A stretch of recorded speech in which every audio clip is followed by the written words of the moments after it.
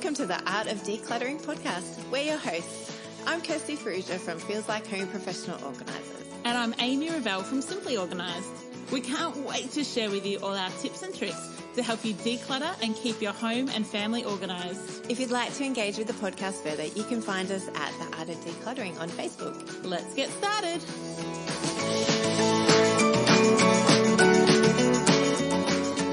You've joined us for episode 54 of The Art of Decluttering. Today we'll be talking about decluttering and organising your pet paraphernalia. And your pet. And we have a special guest with us today. Welcome, Pebbles. Welcome. It is so good that we could find a pet to come into the studio with us. We'll put some photos on our Facebook page of the gorgeous Pebbles. And Pebbles is going to be in the studio with us today recording and giving us just some feedback as we go. Yeah, Pebbles, do you love The Art of Decluttering? Pebbles, do you think decluttering is like the bomb? Pebbles, do you think we're hysterical? Pebbles, do you want to hear an episode about decluttering your pet paraphernalia? I was going to say, Pebbles, maybe decluttering your pets, but I don't want you to think that you're going anywhere. No, you are way too beloved to go anywhere, Pebbles. Our listener request this week is Megan Gascoigne again. Wow, Megan, thank you so much. But I think this is the second episode this year we've had from you, Megan, so thank you. And we have done an iTunes review from her, or a Facebook review as well. You're a super fan. She is a super fan. We love her. Pebbles loves her too. Don't you, Pebbles? All right, so Kirsty, tell me about your pet life from when you were little. I mean, give me the abbreviated version if it's a long story. From when you were little to now, tell me what type of pets you've had. I think my mum and dad used to want to be pet people, or I don't know how they felt, but we had a few pets growing up. We're not so good at keeping pets in our home.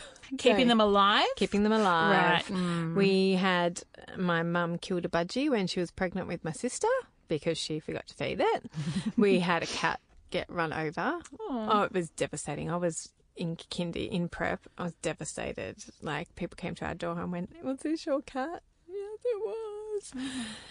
Then we had a dog run away from us. Oh, dear. Yeah. We've had, Summer and I have had goldfish. Haven't been able to keep them alive either. So, we've got, black hands when it comes to Yeah, you really pets. did declutter your pets over the years. And Simon and I are both not very pet people. I love horses. All right. But that's never going to be... Where did that come from? I've always loved horses. Okay. And I used to go horse riding with my friends, and I've always loved horses. I've got a few friends with horses. I love horses. But it's never going to be I'm never going to live on acreage, and if I do, I will be getting a horse. But until that time... We're a no-pet family. The kids are desperate for a pet, but they're not old enough. We'll be the ones looking after them. Yeah. And Simon's really keen on not having, mess in our house. Yep. So yes. So pets and Ferrugias it's kind of like oil and water. Yeah, they don't mix very well. Yes. So we're just not a pet family, and we're okay with that. How about you? When I was born, my parents had a cat, Priya, but my sister, when she was born, was severely allergic to Priya, so we had to get rid of her. But when I was growing up in my family home, I had mice, I had chickens, I loved my chickens. Oh, my Loved with my chickens. I had fish. That was for mice. Oh, I loved my mice too. Chickens, fish. We had a dog. My mum has birds. And only recently, so we bought my son goldfish for his birthday when he was about 3. He killed them. Overfed them? Yep, but not with pet food. Over something them. And then just recently, we've been so excited to welcome 2 little rabbits into our family. Their names are Wombat and Professor, and they are the most delightful things. So we've always been a non-pet family. And we always said, my son's always wanted a dog. And we said, no, we're the non-pet family. We just don't do it. We have enough trouble keeping children alive. We shouldn't be trusted with pets. But then we got rabbits, and Cal and I are besotted with these things. They are so cute. They are just gentle and lovely and low maintenance and low mess and house trained. Oh, they're just delightful. So, how do we declutter things around pets and without decluttering the pets? Yeah, let's keep the pets. But I find that, look, even with rabbits, there's so much stuff that comes with owning a pet. You've got food, you've got water, you've got transport, you've got hutches and kennels, you've got blankets, you've got toys. There is just so much stuff that comes with having a pet. Yes. And what I find is that usually if you're a pet owner, somewhere in the laundry is a cupboard full of pet stuff that you don't use anymore. Yes. I have found that with clients' house. Yeah. So leads that you don't use anymore, often collars that are too small. Like if you buy a puppy, you get a puppy-sized collar, and then as your dog gets bigger, you get a bigger collar, but people just keep the little ones. And then they just keep stuff, keep beds and toys, and you can get rid of that stuff. You can. Your dog is never going to shrink back down to a puppy size. No, that would be weird. Weird. If you have Benjamin an Button animal dog. that is, you took the words right out of my mouth. Really? If you have an I'm animal that is a sorry. Benjamin Button animal, we will pay for you to get a new collar. We're vibing on the same. What do you think, Pebbles? Do you think any dogs can be Benjamin Button-like? No, we didn't think so either, Pebbles. It's pretty weird. So one of the areas you can declutter of your pet stuff is when your pet has outgrown the thing that you bought. Yes. Or if you had a little dog and then your little dog passes away and you get a bigger dog, you don't need all the little dog stuff. Like you don't need a little bed, you need a big bed. Or vice versa. Or vice versa.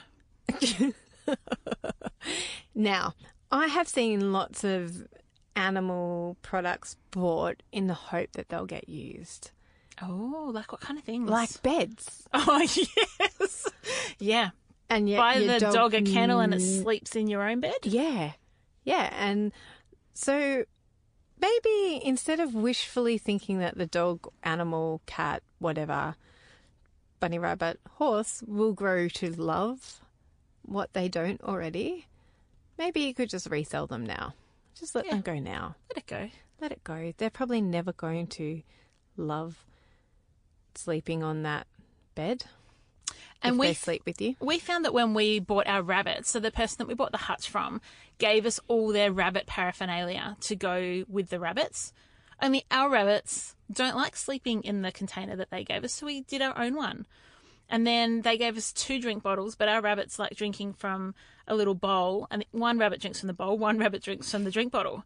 So we've actually ended up, without even having purchased it ourselves, excess rabbit stuff. So I'm inspired myself to go home tonight and get rid of some of the stuff that we were given because we'd never had pets. We didn't know. No. But now that we've had them for months, we kind of know their jam, so we can get rid of some stuff. You're all over this rabbit business now that you've owned them for 3 months. I'm an absolute pro at all animals now.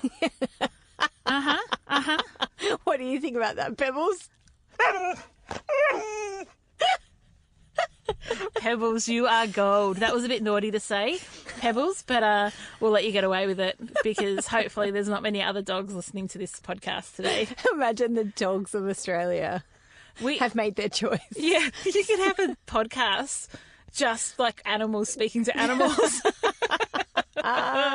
We are so sorry if your dog is going crazy. If you're listening to this on your Sonos speakers or like any speaker in your home and your dog is going crazy because Pebbles is having fun with us in the studio, we are so sorry. Pebbles is, I'm not usually a dog person, but Pebbles is a black lab. And so the Pebbles owner is our sound engineer whose studio we're actually recording at. And Pebbles is very well trained, which is why we can get Pebbles to bark on demand with food incentive. Yes, and Jared has trained him very, very well. So much very fun. well. I'm so bad at genderizing animals. Yes, yes. So I have a question for our listeners. What's the go when you have a pet die? Do you keep like their collar or their something? Like, do people do that? Do you keep a thing to remind you of your pet? Or do you just go, we had the pet, remember the pet, we have a funeral for the pet, and we've got photos. like, what do people do? Do you know? I've had clients who have kept some stuff. Okay. I've had clients who have kept loads of stuff. I would suggest that you, in an ideal world, you would keep the photos of them. Yeah. And honour the photos. Like, have them in a frame somewhere around. Honour the memories. Or not have them in the frame, but know that you can go look at those photos when you want to reminisce about your lovely pet that has gone on to a different life. Pet heaven? Pet heaven, thank you. Is it pet heaven or is it just heaven? I don't know. Do you really want to enter the theological debate about where pets go when they die? I'm all good not to Excellent. right now. I think it's probably better that we don't. Yeah. If you want to keep where do you think that dogs go when they die? There you go. Ladies and gentlemen, the ultimate answer from the mouths of babes themselves. There is your theological answer. Very concise too. Well done, Pebbles. We're having a lot of fun this episode with Pebbles. Thank you, Pebbles. I think that, like anything, you should give honour to things. So don't keep everything of something and find a way to honour that. Lost pet, deceased pet, pet that's in heaven. What do you think? Honestly, I would just get rid of all of it. Yes. I would suggest that you declutter all of it, but you're not going to forget your pet. You know, that's why when you have like a secret question to ask at the bank, they go to you, what's your first pet's name? Yes. That's the stuff you remember. Jessica. Oh, Amy. So. Really? Yeah. You named your own no, pet? This is the funniest story. Tell us, When please. Cal and I first met, he goes to me, my first ever pet's name was Amy. He had a goldfish called Amy.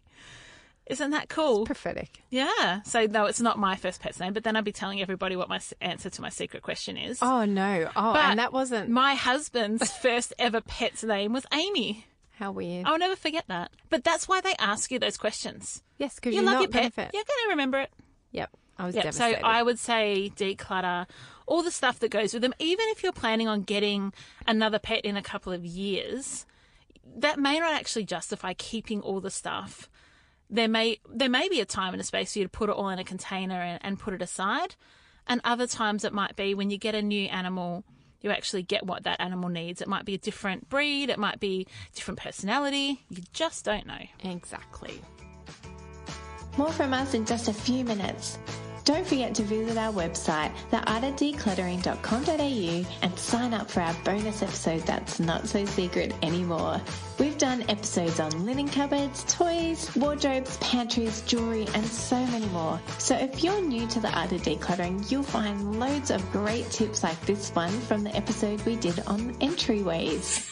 We keep hooks right next to our door for our keys, so that coming and going, we put our keys straight away. So if you haven't got somewhere to store your car keys, you can go as simple as what Kirsty was saying, and that's just putting a basket somewhere near the door or on top of something that you know where it is, and just make sure they always go in there. And for us, that's just hanging them up near the door. And now back to the podcast for so many more tips and tricks. So it can be really tempting to buy food in bulk, hey? Yes. Is it tempting? Are you guys tempted to buy Well, rabbit food in bulk? I What don't do even- rabbits eat? Rabbits eat hay mostly and a little bit of fresh veggies. Like carrots? Carrots, celery. Is that why I like Peter Rabbit? And his Possibly. carrot? That's Do also they what- like radishes? That's also why he wears a little jumper. I don't know that you should get all your information about rabbits from the wide world of Peter Rabbit. What's wrong with Enid Blyton? She was a lover of animals. She was. Animals. So do I buy in bulk? Do you buy radishes for your rabbits? No. Can you please, so we can test Enid's I theory? will Google it rather than just buy radishes and feed it to my Fair enough. rabbits. I'm not prepared to take that risk for you, Okay. Kirst. Oh, You're asking a bit much today. really? $3 of radishes. I'm more worried about the rabbits dying than them not eating the radishes. They're like they can't eat iceberg lettuce. Rabbits are allergic to iceberg lettuce. Okay, So there are Google it. some vegetables that actually make your rabbits really sick, which is why I was hesitant, not because I don't want to spend money on radishes. Okay, Just to cool. clarify there. Right, back to bulk food. Yes, so we have some really, I think they're 50-litre plastic containers that we keep one with sawdust for their litter tray, one with hay, and then one with some special hay for them. And so, yes, Special hay? yeah, it's called Leucine. leucine hay. So it's just like a treat for them. You don't feed it to them all the time. And so we have those, and they're on rolling tubs that go underneath the hutch. Okay. So yes, we buy it in bulk. Like, it's not just a week's worth, it's months worth. But I think if you're doing that, it's really important to store it well, because it will go off.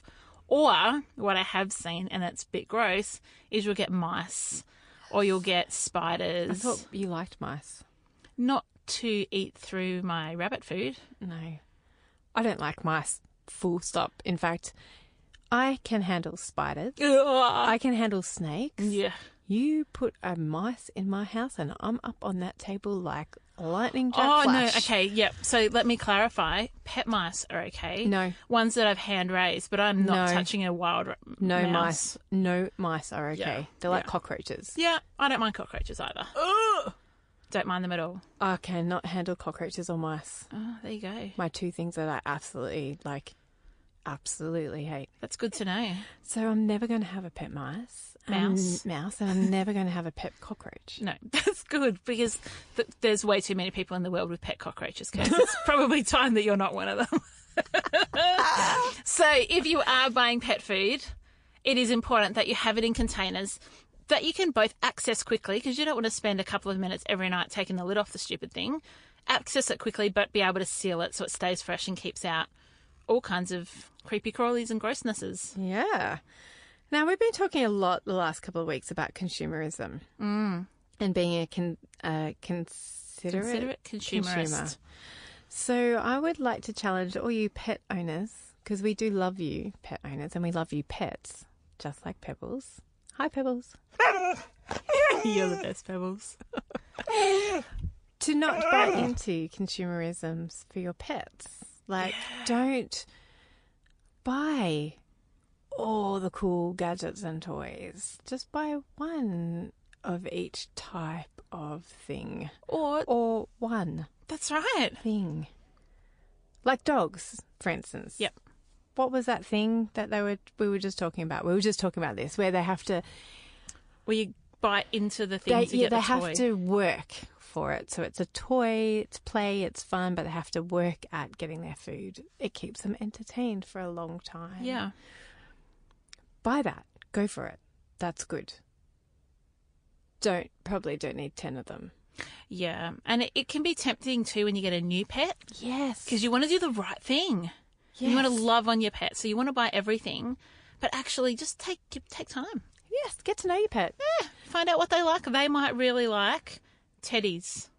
And you thought they were Pebbles good. likes teddies. Oh, does Pebbles like teddies? Pebbles has a teddy. Oh, actually, do you know what? I can see from here. It's a little white teddy out on the deck. Grey and white. Is it? Oh, I can't quite see that Pretty far sure then. it's grey. That's cool. So, have a think. Get to know your pet before you lavish them with a ridiculous amount of consumerist products, because your pet doesn't have to have those things.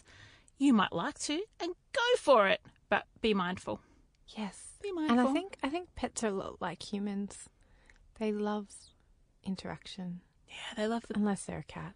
the people side Then of they it. don't love anything Then, apart from themselves. oh, you're That's- probably right. That's a cat. That's a well-known cat. Yeah. I'm not a cat Yes. person. I'm allergic to cats. Are you? Yes. I might just say that about me too, so I don't know. What do you do when clients have cats? I sneeze a lot. Oh, that And would I be... take lots of antihistamines. Yeah. I drug up. Yeah, that would be really difficult. But do you sneeze a lot at clients' houses? Yeah, all the time. Yeah. Do I you take said antihistamines? every day. Yeah. Yeah. But it's just part of our job. It is. We have to take antihistamines, and we're around pets all the time, and we sneeze all the time because we're around dust. Yes, dust. People feel bad because I'm sneezing all the time. They're like, I feel so bad for you. I get every job. This is This our is our job. life. This is our job. Yeah. I'm fine with it. Yeah, I'm okay with sneezing. Yeah. I just take tissues everywhere. Yeah. I just sneeze. You're gross. So I've also had clients who have downsized from having property and land, and they've gone from having, say, horses to having a smaller property where they don't have horses, but they're really hesitant to get rid of their horse gear I totally understand that. as a horsey. As a horsey. Yeah. You can smell the horse still. Really? Because horse hair is so strong and so pervasive Really? that it gets in their bridle, it gets in their saddle, it gets in everything. So the paraphernalia that comes with horses smell like I did not know horses. that. Next time you're at a client's house with horse stuff, smell it. You might start sneezing. You might be allergic to horses. It has got a distinct, definite smell. So should they keep it just because it smells like their horse? No, not necessarily. I'm not saying Tell that. me about it. I'm just saying that it is different from cat and dog stuff Because it's a distinct such smell. a strong smell. Hmm. So I would say I think it's similar to what we were talking about before. If you have plans to get another horse, then keep your saddle. Yeah. They're expensive, man. Yeah, and if you've got plans in the next 12 months of getting a pet that can use the stuff that your old pet uses, then it makes sense. That's like a fiscally responsible thing to do. Yes. But if there's no vision in the future... If there is no vision, then be thoughtful about do you actually need that saddle? Do you actually need that bridle? Or can you give honour to it? Like, can you, use that bridle like as a decoration in your garage or in your house or in your shed or somewhere? Like, give honour to it. Could you take a photo, and write a story and put the bridle in a box frame. Like, or can you take just the bit? Yeah. And take the bit and frame the bit. Or you could pass it on to someone who is developing a passion for the animal that you have had. You know, maybe there's a young child that would love a cat, and so your cat's passed away and you give them the climbing frame or the scratching frame or the whatever it is. And if it's horses, think about donating it to Riding for the Disabled. Correct. Be creative in the way that you can dispose of things too. I like it. Another question you can ask yourself is how many spare blankets and towels you realistically need for your pet. Now, we discovered this with rabbits. They actually need more spare towels than I thought, because when you're taking them to the vet and different things, and we had one rabbit get sick and we went through 3 towels a day, did my head in and made me question whether I was really cut out to be a pet owner. But there are lots of people that keep multiples upon multiples upon multiples of blankets for when the dog goes in the car. Yes. Do you need that many? No, you could probably just buy a dog blanket that goes over your car seat. Is that what you have, Pebbles? Yep, it is. I also know because Jared told me that's what they use. You can't speak dog? Oh, I totally speak dog. So yes. you got that from Pebbles, I not got that from Jared. Yeah, sorry, my apologies. Yeah. Speak again, Pebbles. Yes, you just want to say how much you love this podcast. How crazy we are. How crazy we are. So if you're looking to buy a pet in the near future, don't think about just buying the pet. You have to think about all of the paraphernalia that goes along with it and where you're going to find space for that in your home. Yep.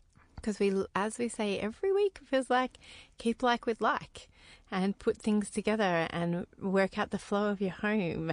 Where are you going to feed the pet? Where is the pet going to sleep? Where are you going to wash the pet? Where are you going to... How can you best integrate the pet into your family Exactly. and provide them with what they need? What we're not saying is deprive your pets. Or don't buy a pet. No, hear us right. Buy your pet, do what you need to do, get what you need to get, but just be mindful of consumerism because, it's rife in every sector of our life. Yes, and we want to help you to declutter, but also maintain a decluttered home. So bringing our pet in will add clutter, and that's cool. Joyful clutter. Joyful clutter. Just have a plan for it. Awesome. All right. I hope that has helped you all pet owners of the world. Thank you so much to our guest podcaster, Pebbles, today. It has been so much fun, Kirsty, not just being in the studio with you, but having our guest as well. So we hope you have an amazing week. And enjoy the freedom. You stole my line. We'll see you guys next week. Bye. Bye. Thanks for joining us. If you've learnt something awesome today, do a friend a favour and share this episode so they too can learn the art of decluttering. You can find me, Amy, over at simplyorganised.net or on Facebook as Simply Organised PO. You can find me, Kirsty, over at feelslikehome.net.au or on Facebook as Feels Like Home PO. Don't forget, you can see the show notes in your podcast app or over at our website, theartofdecluttering.com.au. So if there's anything you want more info on, check it out there. If you love what you hear, we'd really appreciate you leaving a review on iTunes. We hope you've enjoyed listening and that you've learnt some tips to help you declutter and keep your home organised. If you'd like to join our supporter community, you can do so over at patreon.com/theartofdecluttering. We hope you have a great rest of your day and enjoy the freedom. Ah!